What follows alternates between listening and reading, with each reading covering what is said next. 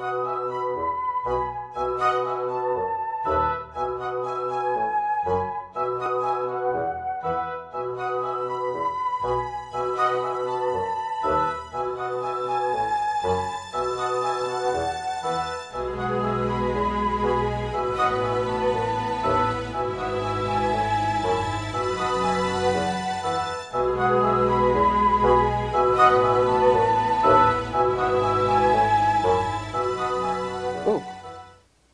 where am I? Who are you? What am I doing here? Your name is Marius Brill, and you're a novelist. You've just published a novel entitled How to Forget, and it's a novel about memory. Got it, yeah. Now I remember, yes, yes. My name is Raj Persuad, and I'm a consultant psychiatrist, and you've come to see me to talk about memory. Is any of this coming back? Slowly. I'm a bit worried about this next question, but could you tell me a bit about the book? What's the story? What happens? Well, what I remember, it's a story about two people who are deceivers, people who spend their lives deceiving other people. One is a conjurer, and the other is a con woman, a grifter. And they get together, but of course don't know how they can trust each other, because they're always looking for the main chance. And they get involved with a swindle, which involves a lot of trust between the two of them. So it's a bit like a hustle. So it's about trust, but it's also about memory. Tell us a bit about the memory aspect. Yes, because both the characters are trying to change their lives. They need to forget their pasts, which is an incredibly difficult thing to do. The conjurer had a particularly bad time at a children's party and ended up on the sex offenders register. And the con woman is on the America's Most Wanted list and can never get back in again. So both of them are trying to change through forgetting what they've been through before. You've done a lot of research on memory, and in some of the publicity material that I've looked at about the book, there are some very erudite references to academic journals. Why are you so interested in memory? I knew when I wrote this book that I wanted to write about the mind. I'd covered the heart in my previous book, Making Love, A Conspiracy of the Heart, and next I want to go on to the soul, so I wanted to go from the heart to the head. When I first started at this, I thought it was going to be all about who we are and how we think about ourselves, which it is. But I realised that our memory is only a tiny little island in the vast sea of forgetfulness. And in fact, the big picture is the blanks in between what we do remember. That's what we spend most of our life doing, are the bits which we completely forget. And then the little pinpoints of light that show up across the bay are the memories that we do have. And so I realised that I should actually be covering the bigger picture, which is our forgetfulness and how useful forgetting is. So you say that forgetting can be useful. A lot of people would find that kind of strange idea. Why is forgetting useful? I think we're all haunted by our pasts. I mean, there's a huge industry based on brain training and making your memory better. But in fact, in some ways, actually making our forgetfulness better, or our ability to forget better, may lead us to more well-adjusted lives. There's a strong link, my sense of, in the book, between emotion and memory. So it's strong emotions that you're writing about from the neuroscience research that seems to lead to the laying down of particularly strong memories. So you're also exploring emotion as well as memory. I don't think the two issues can be parted. Memory and emotion are wrapped up with each other. I think we lay down particularly strong memories when we have an emotional connection to them. And when we don't, when we're just trying to remember by rote, it becomes much more difficult because we have nothing for it to anchor to.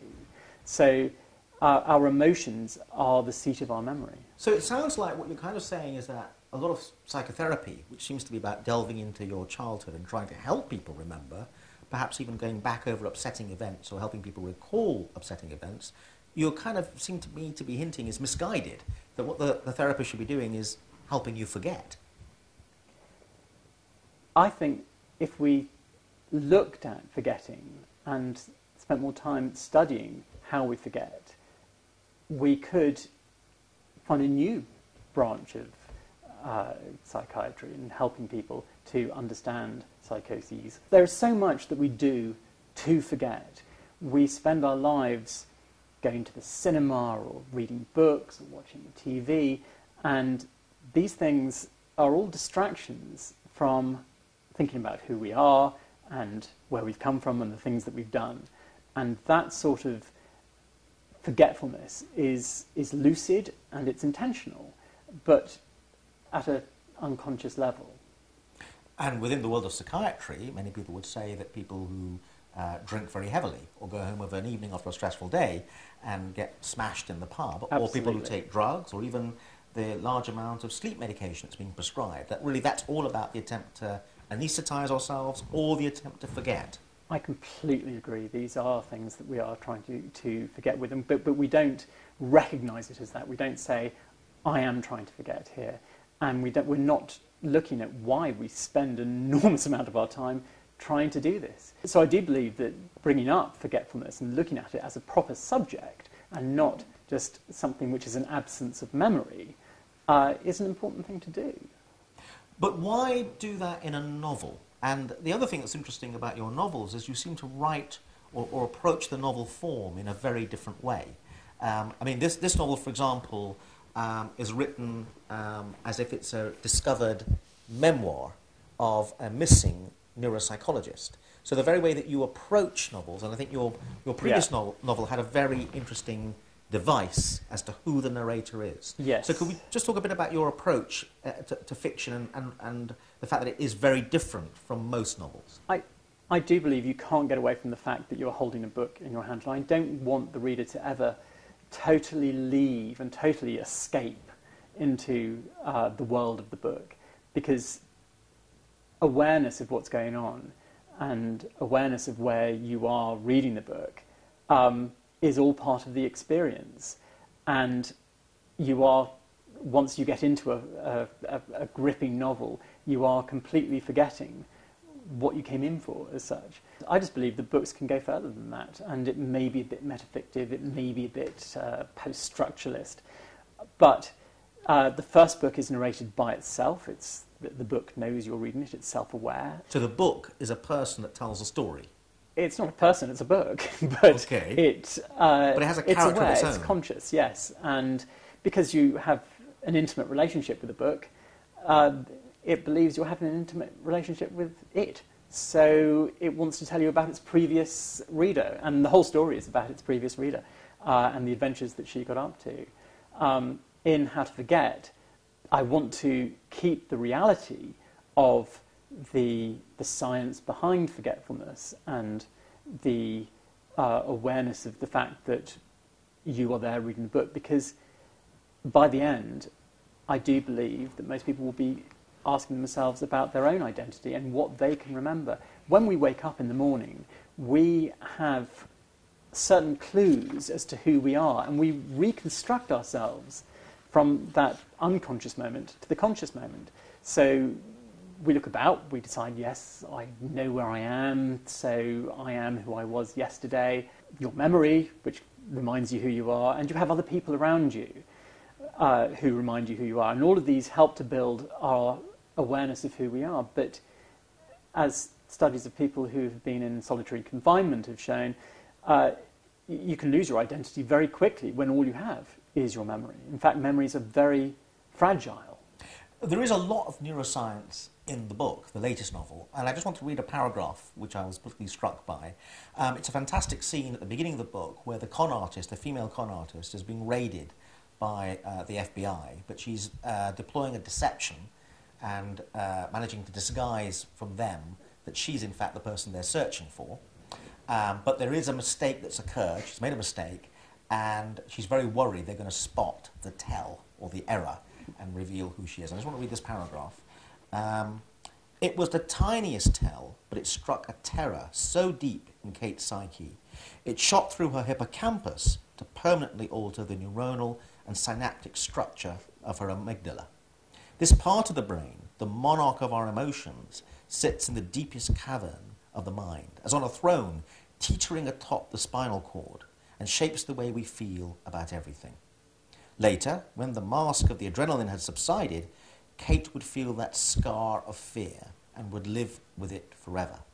I think it's a beautiful piece of writing, and what is particularly impressive to a psychiatrist and someone who's been involved in neuroscience research is how accurate it is neuroscientifically. So tell me a bit about your interest in neuroscience research and putting this much detail in the book, because some people might say that might put the reader off. I think it probably will. I think there are some readers who will find it too much. Already a reviewer on Amazon has said that I'm demented. It's so important for me that by the end we feel that our identity and what the book is trying to express about our identity is involved. It's important that I establish early on that the neuroscientist who narrates this book is genuine. That's one of the main points of trying to bring genuine neuroscience and its and research into it. That we never think that this is just fiction. It is fiction and fact. It's fictual in a way. And that word fictual, is that a new word that you've coined? Yes, I've coined it.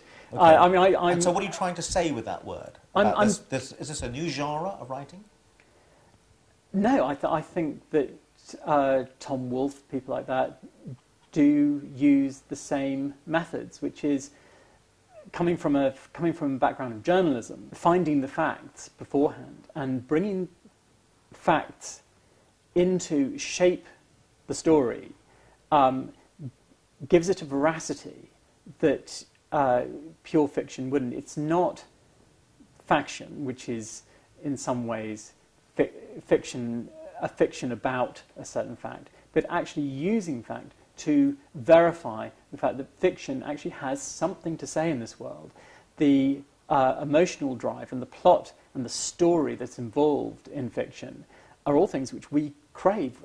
This business about watching the TV or going to the cinema and so on, story is very, very dominant in our lives. It's a part of our empathetic way because it mimics the way that we remember things, the way that we put data together as a memory.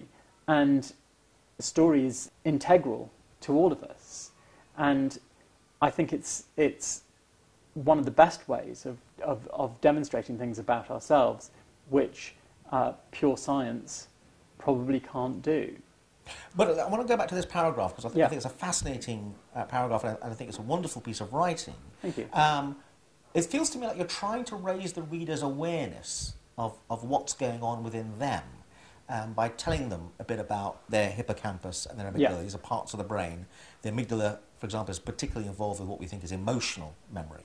Is that what you're trying to do? You're trying to help alter the reader's experience of themselves and the world around them via the novel form? The emotional connection to the book needs to be placed within what we know in the science of things. But most novelists haven't done the kind of research you've done. So are you critical of fiction in general in its attempt to portray the human condition?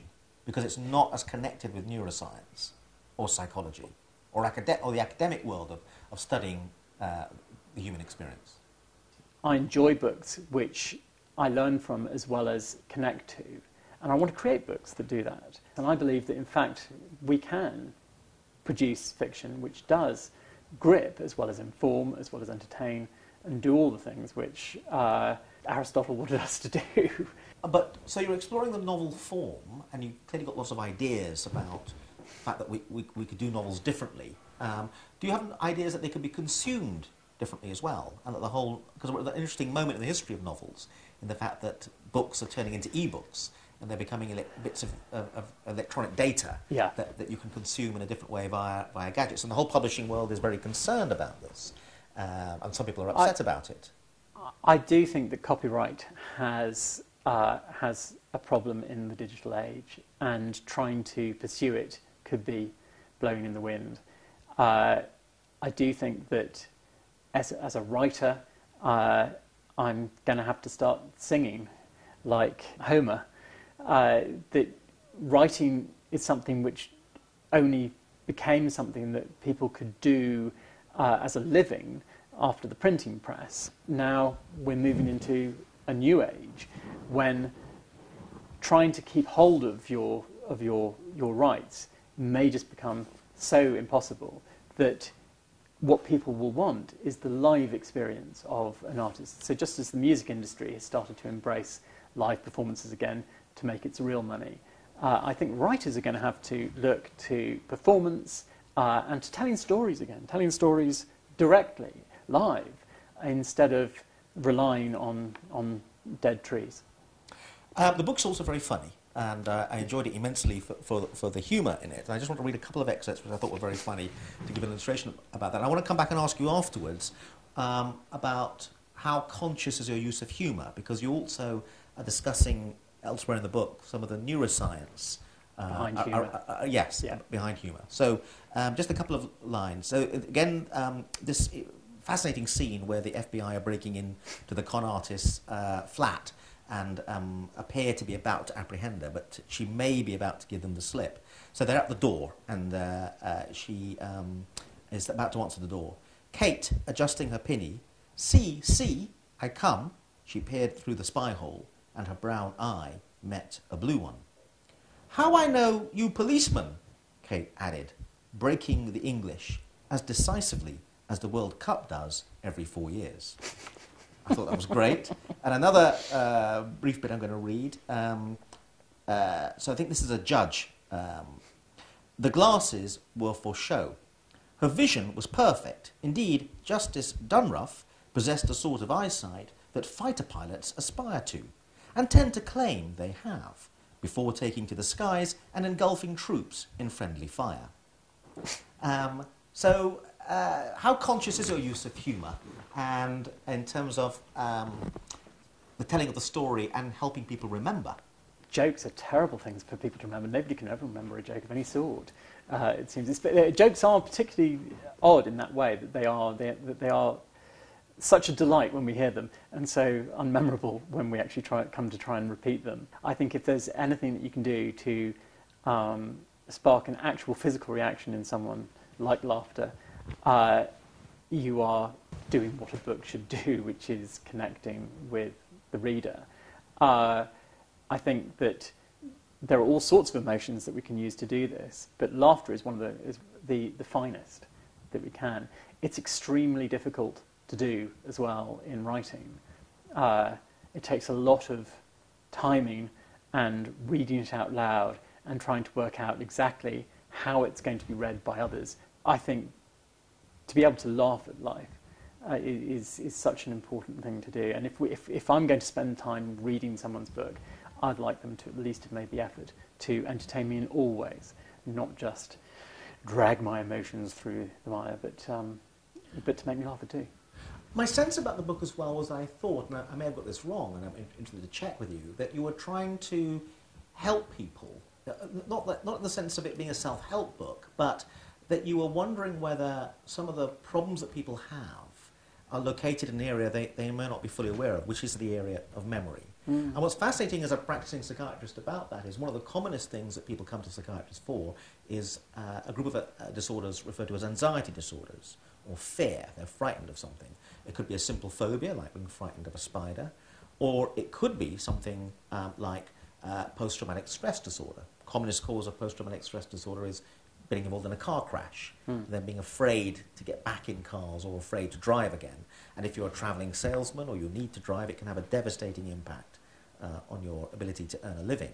So my sense is that you feel that memory and fear and psychological disorder are kind of very intimately connected, and if we could have a different approach to our memories of traumatic experiences, let's say, that would be very therapeutic. A memory, I believe, gets entrenched when it's attached to an emotional moment. I think quite often the getting back on the horse scenario, getting back into the train, getting back into the car, doesn't have the impact that it might do if there was more emotional attachment to it. Because at the time when the trauma happened, there is a huge emotional turmoil. So just getting back into the same scenario again, although that may help to relive it and encounter and find out that in fact this was not such a bad thing, the getting in, that's not what was so bad about it. I don't think it actually helps you to erase that moment, because you learnt it at an emotional level and not just as in an experience. I got into a car and it crashed, and that changed my life. So dealing with memories in that way could be the wrong way to look at the psychology, I suppose, of dealing with traumatic stress.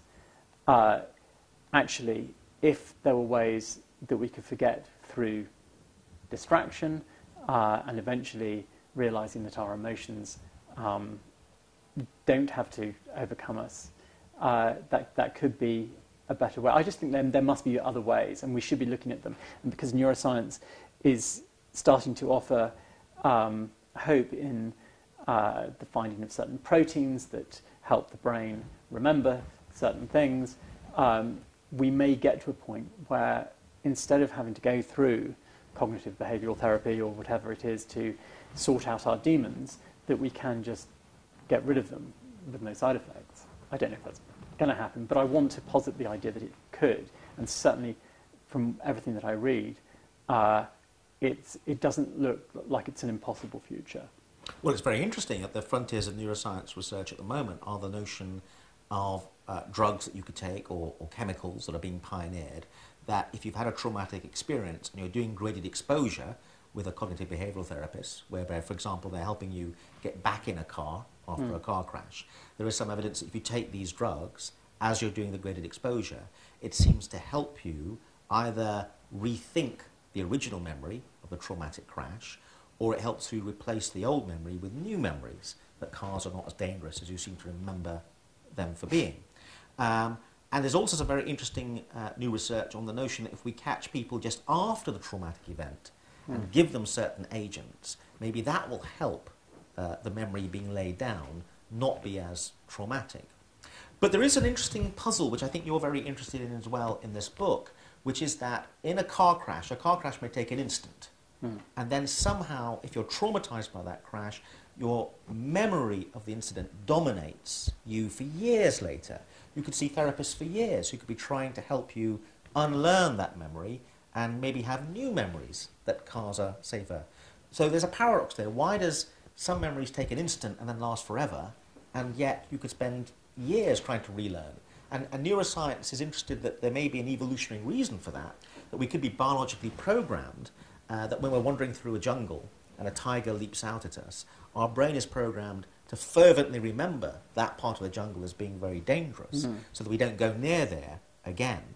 And it could be biased towards the idea that it's better to avoid the error of wandering into a part of the woods that, in fact, is safe, but you thought is dangerous, than to wander into a place that you think is safe when in fact it is indeed dangerous. So there's a bias in the brain to remember stuff linked to fear, and therefore it takes ages and ages for therapists to take that memory away or change your attitude to that memory.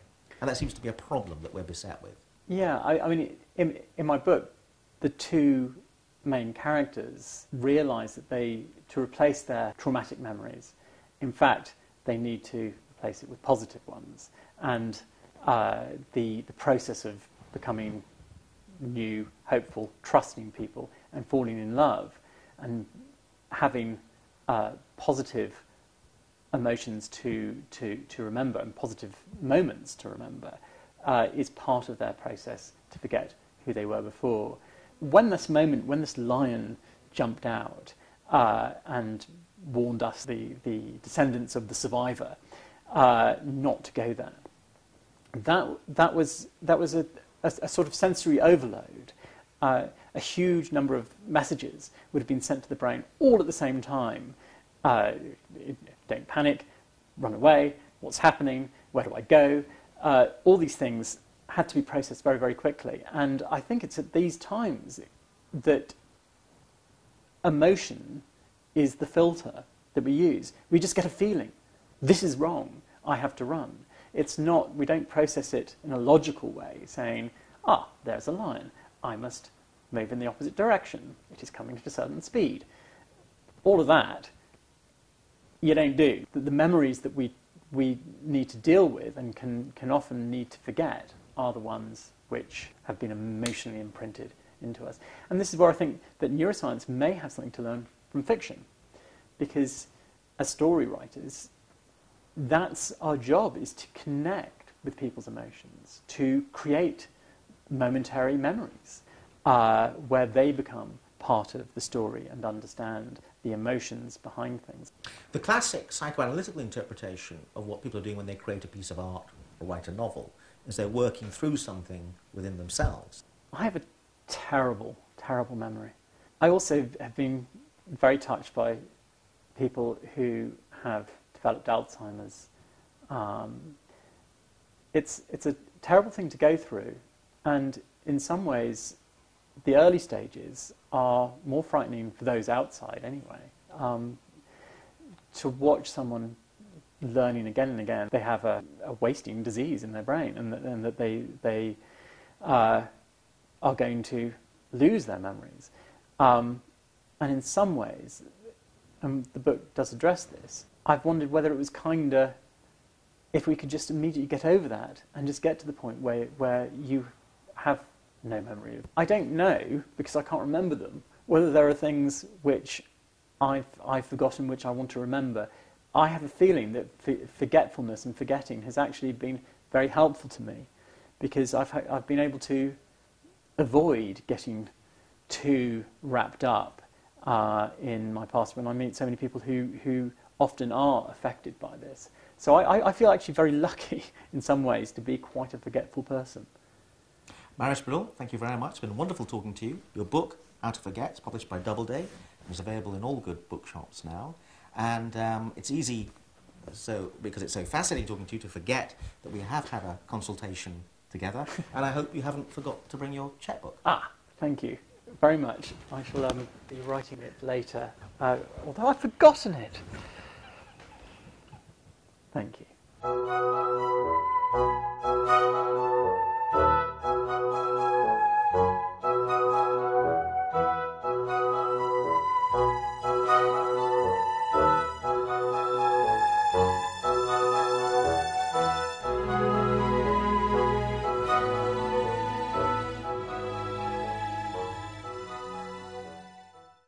You were joking about the money, weren't you?